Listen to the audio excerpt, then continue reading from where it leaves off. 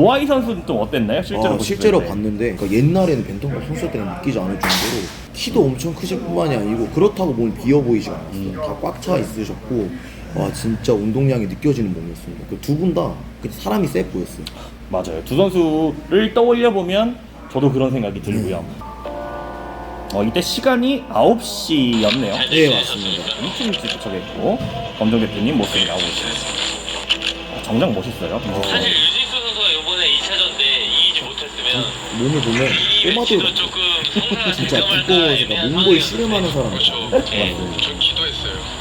신장이 크진 않으시다 보니까 뭔가 옆으로도 부각된 느낌도 있고. 자, 그럼 이제 얘기를 해봅니다. 이제 드림 매치 1월로 오피셜이 나왔는데 유지수, 김민우, 모아이 선수죠. 이 두 선수의 경기에 대한 얘기 저희가 조심스럽게 네네네. 그래도 전 챔피언 모시고 있으니까 제가 이 시너지 받아 버프로 한번 얘기해 보겠습니다. 저도 감히 뭐 선배님들 있잖아요. 유지수 그렇죠. 형님이나 이제 네. 김민호 선수님 같은 경우 뭐 당연히 엄청 대단한 선수지만, 그러니까 저는 이제 격덕후라서 이제 영상을 좀 많이 보잖아요. 그래서 우선 유지수 형님 같은 경우에는 이제 자유형 원렉을 잡아서 넘겨서 이제 플레이를 많이 하는데, 저는 솔직히 냉정하게 얘기하면은 이제 김민호 선수가 원렉 테이크다운에 넘어갈 거라고 생각이 들지가 않습니다. 그리고 넘어가더라도 네. 이제 그 스크램블 상황에서 상당히 잘 일어나는 상황을 보여줄 것 같아서 게임 흐름상 저는 이제 케이지 레슬링 이제 그레코에서 승부가 갈리지 않을까라는 생각이 좀 많이 듭니다. 레슬링적인 부분에서는 그레코로만 싸움이 네네. 클린치 싸움이 뭔가 중요하다. 네네. 이 이유가 뭐냐면 네. 이제 그 김민호 선수 같은 경우에 개인적으로 이제 벤턴급 국내 최강자인 김수철 선수랑 싸움을 했었을 때도 네. 엄청나게 잘 일어나는 모습을 보였고 방어 맞죠. 능력이 상당히 좋다는 게 입증이 됐잖아요. 그렇죠. 근데 이제 관건은 이 유지수 형님이 자유형에서 지금까지 상대들은 잘 넘겼지만 이번엔 한 치급 위에 패더급인 이제 김민우 선수, 그리고 김민우 선수는 패더급에서도 엄청나게 큰 사이즈를 자랑하고 또腕력도 엄청 대단한 걸로 알고 있거든요. 그렇죠. 그래서 자유형에서 만약에 넘기더라도 솔직히 엄청난 재미를 보지는 못할 것 같고요. 이 그레코 싸움에서 좀 더티복싱이라든지 이제 좀 네. 거기에서 케이지에서 얼마나 체력을 뺏어 먹냐, 거기서 좀 판가름이 날 것 같고, 네. 이제 김민호 선수님 같은 경우에는 이제 잽이나 카프킥을 통해서 싸움을 이어가는데 앞뒤 싸움을 좀 많이 한단 말이에요. 그래서 압박을 할 텐데, 압박을 이어갈 텐데, 이제 유지수 형님의 장점이라고 보면은 이제 푸더크가 상당히 좋고요. 좌우 사이드를 잘 밟다 보니까 볼카노프스키처럼 인사이드 로우킥이라든지 잔발 페이크가 좋아서 맞추기가 쉽지 않을 것 같아요. 그래서 만약에 좀 거기 스텝의 흐름을 뺏겨서 공격을 크게 들어갈 경우에는 원렉 테이크다운이 먹히지 않을 거라고 했지만 뭐 카운터 태클이라든지 그런 게 많기 때문에 그런 걸 좀 조심해야 되지 않을까 좀 싶습니다. 네. 김민우 선수가 조심해야 된다. 네, 김민호 선수가 이제 잔발 페이크라든지 사이드 스텝에 약간 좀 말려들지 않고 천천히 이제 게임을 가져가야 되지 않나.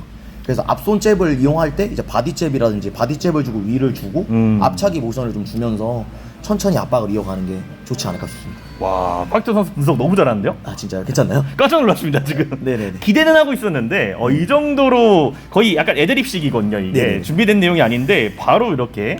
작전을 뭐 다 짜오겠지만 뭐 저였다면 제가 뭐 유지수 형님이었다면 레벨 체인지를 섞어주면서 오히려 타격을 좀 더 태클 모션 주고 펀치를 좀 섞어줄 것 같아요. 오히려 왜냐면 유지수 형님의 강점은 원렉 테이크다운이나 태클에 대한 무서움이 네. 있기 때문에 네. 조금 더 어그레시브하게 압박을 하면서 레벨 체인지 주고 펀치, 그리고 상대방의 공격 왔을 때 클린치를 연결해서 가는 플레이, 그리고 이제 좀 태클 다시 섞어주고 이런 식으로 갈 것 같고요. 제가 김민우 선수님이었다면 이제 지금 조금 더 압박을 좀 주면서 공격을 좀 많이 가져간다기보다 압박 로우킥으로 건드려주고 킥페이크, 앞손잽 뭐 아래 주고 위에 공격한다든지 그런 식으로 가져가지 않았을까. 이제 김민우 선수님이었다 내가, 왜냐면 워낙 잘하시니까 네. 레슬링 싸움 빼지 않을 것 같아요. 오히려 무조건 싸워야 될 것 같아요. 왜냐하면 유지수 형님한테 지는 양상을 보면 상대가 다 그래프를 뺍니다.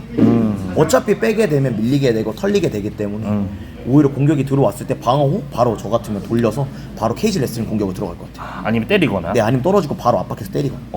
좋습니다. 자, 그럼 이제 때린다고 얘기하니까 타격으로 또 얘기해 볼게요. 우선 사이즈가 이제 김민호 선수님이 크기 때문에 이제 그냥 들어갔을 때 좀 카운터 태클에 취약할 수 있던 경향이 있단 말이에요. 네. 그래서 워낙 뭐 핀포인트하게 좋으시니까 그러니까 아래 모션을 주면서 막 맥살로이가 많이 하죠. 뭐 바디 페인팅 주면서 위로 네네. 올라가서 펀치를 친다든가, 네네. 아니면 기습적으로 앞차기를 올려주는 신용을 한다든가 이런 식으로 좀 연결을 좀 많이 하면 좋지 않을까. 좀 바디샷을 좀 섞어주면 좋을 것 같다는 생각이 좀 듭니다. 우리 김민우 선수가 그렇게 하면 좋다. 네네네. 그럼 유지수 선수는 어떤 타격 옵션을 취해야 될까요? 우선 작은 사람인 만큼 앞뒤 싸움을 최대한 피해야겠죠. 뭐 좌우 사이드 밟아주면서 네. 전에 하던 것처럼 앞선 주고 페인팅 주고 앞발 로우킥, 뭐 카프킥 등 노려주고, 그러다가 뭐 킥이 나올 때 킥캐치 태클이라든지 아니면은 오히려 뭐 레벨 체인지 주고 이제 뭐 오버핸드, 오버핸드 주고. 훅이나 근데 오버핸드로 끝나는 게 아니라 작은 사람에 맞고 맞추고 클린치로. 공격을 좀 더 이어갈 것 같아요. 왜냐면 때리다가 이제 타격 스크램블 상황이 오면 유지수 형님이 바라는 싸움이 될 것 같기 때문에 오히려 조금 더 어그레시브하게 가져가도 되지 않나.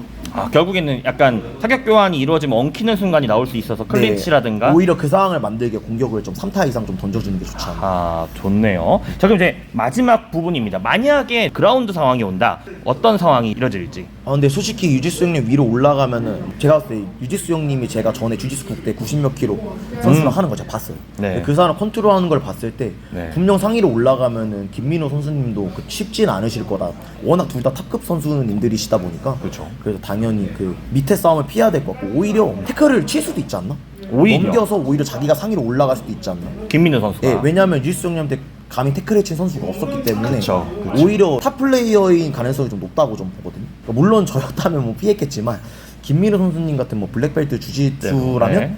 태클 쳐서 밑에 깔 정도의 충분한 상위 실력이 되시지 않을까라는 생각이 좀 있어요. 그렇습니다. 그러면 이제 만약에 김민우 선수가 방금 말씀하신 것처럼 만약에 진짜로 어떤 상황으로든 넘어뜨렸다. 네. 상위로 가서 눌러놓은 상황은 아니지만 상위로 가는 흐름이다. 그런 상황에서는 어떤 상황이 일어날까요? 파운딩을 친다기 느낌보다는 유지수 형님 하는 것처럼 그냥 안정적인 그래플링 플레이를 할 것 같아요. 김민우 선수. 네, 왜냐면 이미 전에 그 다이아드 스피릿 그 선수랑 싸웠을 때도 이미 하이 능력을 이미 입증을 하셨잖아요. 맞아요. 그래서 그분도 주짓수를 상당히 잘하는 걸 유명하고 그 서미션 캐치 능력이 상당한 걸로 전 생각을 하거든요. 그렇죠. 그렇죠. 당연히 전체적인 주짓수 능력 훨씬 위라고 생각을 해요. 그것보다. 근데 순간 캐치 능력은 다를 수 있다 생각하거든요. 맞습니다. 그래서 오히려 만약에 태클 쳐다 깔아놨을 때 위험할 수도 있다. 서로 위험하다라고 좀 생각을 합니다. A 플랜은 아니겠지만 B나 C로 섞는 느낌으로 그라운드 시도를 하는 경우도 김민우 선수도 있을 수 있다라는 거네요. 저는 다 공격적으로 나올 거라고 생각해요 이번에. 오. 왜냐하면 모든 블랙컴백 경기에서 답이 나왔어요. 도망갔을 때 유지수 형님한테 압도적으로 먹혔단 말이에요. 맞아요. 근데 김민우 선수님도 그 경기를 보셨고 워낙 파이트 IQ가 높으신 분이기 때문에 오히려 먼저 압박을 줘서 먼저 클린치 상황을 가서 벽에 몰아놓고 레슬링이 안 됐을 때 떨어지면서 싸움을 걸 것 같아요. 그런 싸움이 나올 것 같기도 합니다. 좋습니다. 이 파이터 선수의 분석을 들어보니까 더욱더 경기가 기대되고 또 체급 얘기 또 안 할 수 없어요. 네. 패더급에서 유지수는 저는 벤터급도 물론 정말 강력하지만 거의 모든 커리어 대부분을 벤터급에서 만들어냈지만 패더급에서 유지수는 컨디셔닝이 정말 좋다고 생각해요. 솔직히 말해서. 저도 그래서. 그리고 모아이 선수도 이번엔 나카마 다이스케 선수랑만 경기를 보여줬지만은 패더급에서 김민우 선수 저는 강력하다 생각하거든요. 이 패더급에서의 두 선수 최종적으로는 어떤 경기 흐름이 예상이 되는지. 전 솔직히 한 끗 차이일 것 같아요. 실수의 차이. 누가 이기든 간에. 예, 맞습니다. 그러니까 지금 제가 말한 거는 누구나 다 생각할 수 있는 상황이라 생각을 하거든요. 그리고 유지수 형님이나 김민우 선수님 같은 경우도 워낙 이런 분석에 대해서 저보다도 빠삭하실 거기 때문에 이미 다 그런 부분을 상정하고 준비할 거란 말이죠. 그래서 제 생각에는 누가 먼저 실수하냐 아니면 체력의 싸움에 좀 많이 갈리지 않을까 싶습니다. 좋습니다. 이렇게 얘기를 들어봤습니다. 여러분들도 1월 모아이 유지수 경기 한번 파이터 선수의 분석 내용을 기억해 주시면서 그때 또 보실 때 재미를 더욱 느끼셨으면 좋겠습니다. Cause I don't give a fuck what you say. Yeah, I'ma do shit my way. So you can go kick rocks, I'ma stack bricks up, build what I want to make. Yo, I got a lot of shit to say, so I'ma do this every day. I'll be writing things until I'm fucking buried in my grave.